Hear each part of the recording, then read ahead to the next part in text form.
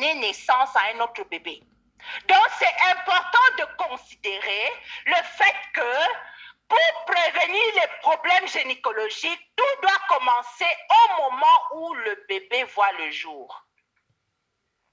Et ça va au niveau de la petite fille, l'adolescente, telle que vous voyez sur votre écran, jusqu'à la femme en mesure de procréer et la maman et plus tard la grand-mère. Donc, la santé de la grand-mère que tu seras demain dépend de ton bien-être d'aujourd'hui.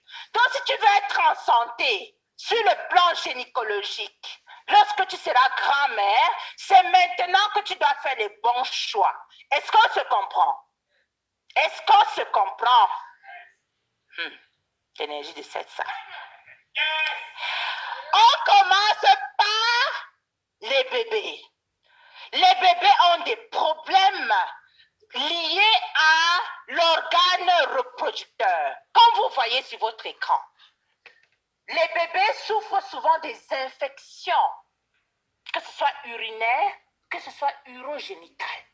Et souvent souffrent des rash, c'est-à-dire des lésions cutanées. Et plus tard, j'ai même vu des cas de bébés avec des cancers. J'ai vu un bébé de 6 mois avec un cancer de l'ovaire. J'ai vu un garçon de 3 ans avec un cancer des testicules. Et souvent, les parents nous demandent, à nous les médecins, ça sort d'où? Ça vient d'où? Et nous ne savons pas que c'est parce que nous avons fait un mauvais choix dès le départ et ça a prédisposé l'enfant à faire ce type de problème. Nos petites filles aussi ont des problèmes gynécologiques. Elles souffrent des vulvovaginites, des infections à répétition. Si vous avez une petite fille, je suis sûre qu'elle s'est plaint à un moment donné que maman, quand je fais pipi, j'ai mal. C'est les problèmes gynécologiques. Et ça peut avoir des conséquences plus tard. Et la femme préménopausée, c'est-à-dire la jeune fille, et la femme qui est prête à faire des enfants, elle souffre aussi des problèmes. Si tu as des filles, si tu as une femme, si tu es une femme toi-même, tu peux reconnaître un problème parmi tous ceux dont j'ai listé sur ton écran. Ça peut aller des simples sécrétions nauséabondes au cancer. Il y a des sérieux problèmes comme les fibromes, les kystes ovariennes qui deviennent volumineux sur le temps. Et souvent, ça cause des problèmes d'infertilité.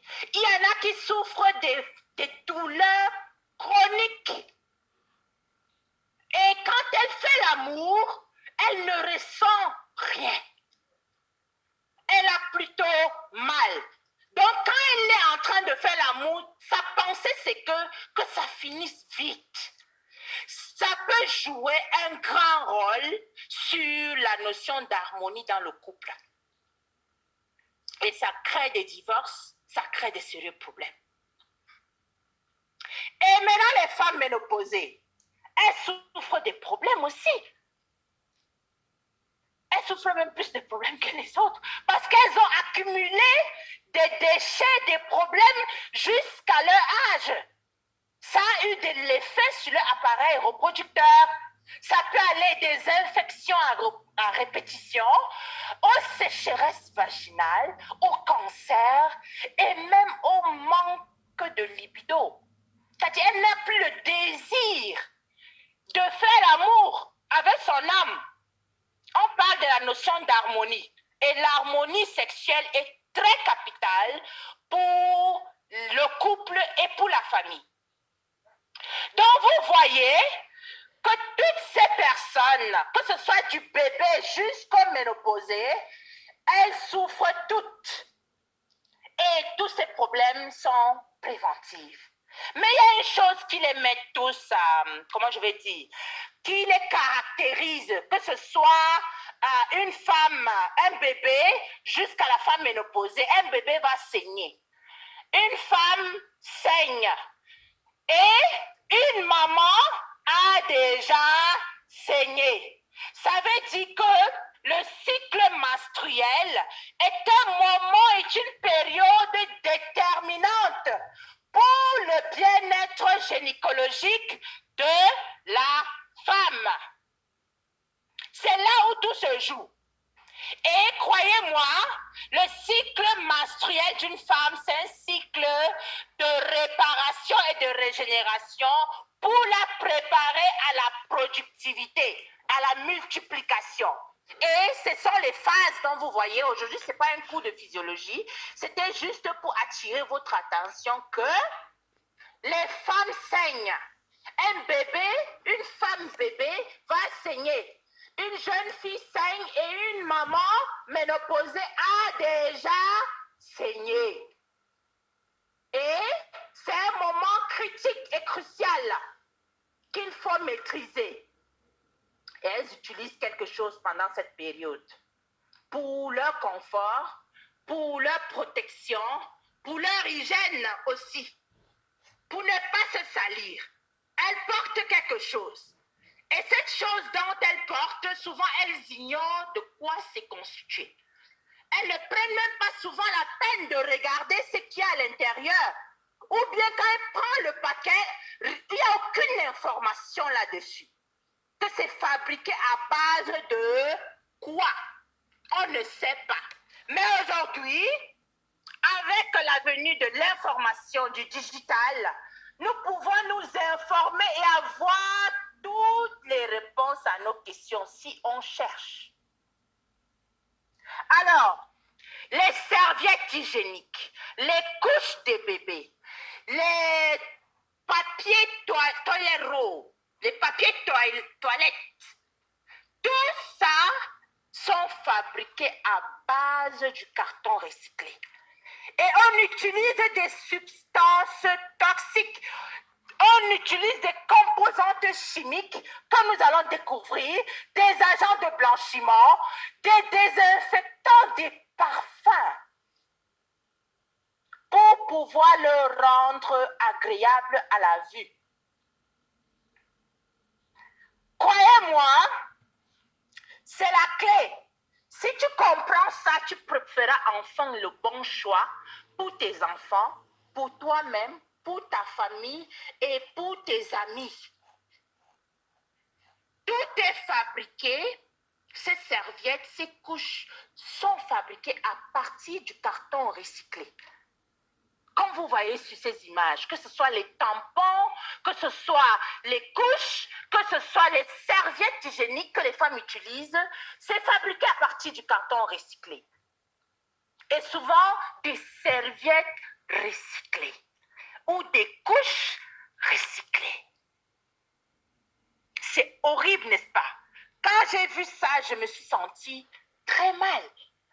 Comment est-ce qu'on peut utiliser ça pour fabriquer des choses qu'on doit utiliser dans notre intimité? Et les scientifiques ont démontré à travers des études que ce qui est dit, ce qu'on est en train de partager avec vous est bel et bien réel. Regardez sur votre écran toutes les substances toxiques et chimiques qui se trouvent dans la serviette hygiénique que tu utilises, que tes filles utilisent, que tu utilises pour tes bébés, que tes parents utilisent s'ils ont des problèmes d'incontinence, que souvent les malades aussi utilisent lorsqu'ils sont opérés. Il y a des substances comme on appelle les volatile organic compounds, hyper cancérigènes et des perturbateurs endocriniens et surtout hyper acidifiants. Et ce sont des polluants permanents et consistants. Ça reste dans le corps au moins 10 ans. Donc chaque fois que tu te garnis, tous les mois, tu stockes. Et quand tu vas arrêter de saigner, ça va agir dans les 10, 20, 30 ans à venir. Faisons les bons choix. Et voilà comment c'est calme comme ça. Le monde entier nous regarde. La salle doit vibrer.